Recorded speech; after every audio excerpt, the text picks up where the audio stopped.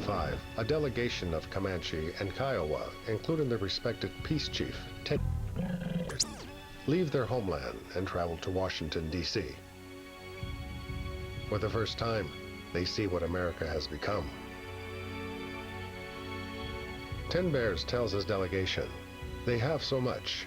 Surely a little harsh land in West Texas is nothing to them. Ten Bears was an incredible individual because he was a spokesperson, a statesman, very intelligent, had a wide-ranging perspective.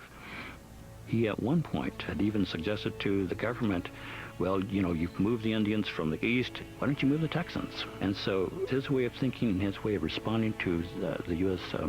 Officials was one in which, you know, the U.S. officials had not really kind of met that type of articulate person, you know, coming from the Comanches. Proudly wearing his Presidential Peace Medal, Ten Bears returns to his people. But within months, the fight against the Comanche resumes. Ten Bears convinces many Comanche and other tribal chiefs that if they don't sign some sort of treaty with the government, they will be exterminated. In 1867, at Medicine Lodge Creek in southern Kansas, many tribes, including some Comanche, meet U.S. officials to strike a deal. Brings perhaps the largest gathering of Plains tribes together ever. You've got Comanches, you've got Kiowas, and Arapaho, and Apaches. The 5 most dominant Southern Plains tribes come into one place. They'd never met before like that. The Medicine Lodge Treaty calls for the Comanche to give up all territory in Texas in exchange for 3 million acres in southwest Oklahoma, wagon loads of supplies, schools, and lessons on farming and ranching. Ten Bears feels he is being forced to sign away the soul of his people and lets the United States know exactly how he feels. Well, I know he was a brave man. I know that. And he was very outspoken, and that's the way I am. I'm very outspoken, and I know I get that from him. You said that you wanted to put us on a reservation to build us houses and to make us medicine lodges. I do not want them. I was born when there was no enclosures, and where everything drew free breath, I want to die there and not within the walls. Reluctantly, Ten Bears and many others move onto the reservation. But nearly 1/3 of the Comanche, particularly the younger warriors, refuse to capitulate. They don't give up land, they get guns. The firearms they seek are the repeating rifles that can shoot faster and farther than a bow and arrow. All available from sometimes unscrupulous New Mexico traders known as Comancheros.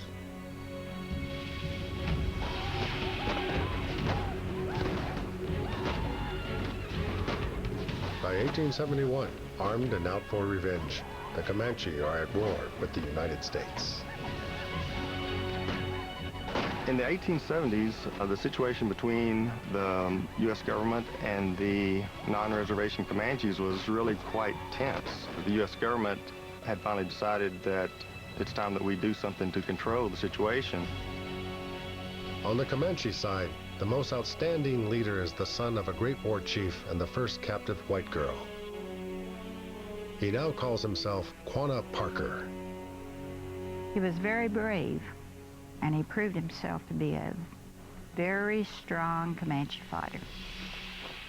Quanah Parker is ruthless, brilliant, and he meets his match in the new commander of the U.S. 4th Cavalry, Lieutenant Colonel Ranald McKenzie. Not glamorous, not dynamic, not like Custer, but he was one that got things done, and he came to the West. Ranald Slidell McKenzie, in my opinion, was the last great American cavalry leader in the West. McKenzie was the cavalry leader who finally did it for the Comanches. He, along with others, had learned to do away with sabers, cold camps, no bugle calls, pursue, pursue, pursue. This was perfect anti-guerrilla warfare. And Mackenzie's tenacity is not the only problem confronting the Comanche. In 1871, the rotting carcasses of slaughtered buffaloes start appearing all over Comancheria. The American taste for fashionable buffalo hide coats and the use of buffalo leather for machinery belting is driving the herds to extinction. The Comanche staff of life is no more. The greatest threat to them, believe it or not, isn't even the American military. It is the bison hunters. The primary weapon that the buffalo hunters used was the 50 caliber sharps, which was a very powerful weapon that could easily bring down a buffalo at a great distance. One individual could kill 100 or more buffalo a day, every day, for months at a time. Hundreds, thousands of buffalo are literally killed every day. During this time period, the buffalo being killed is killing the source of life, the source of everything that the Comanche are.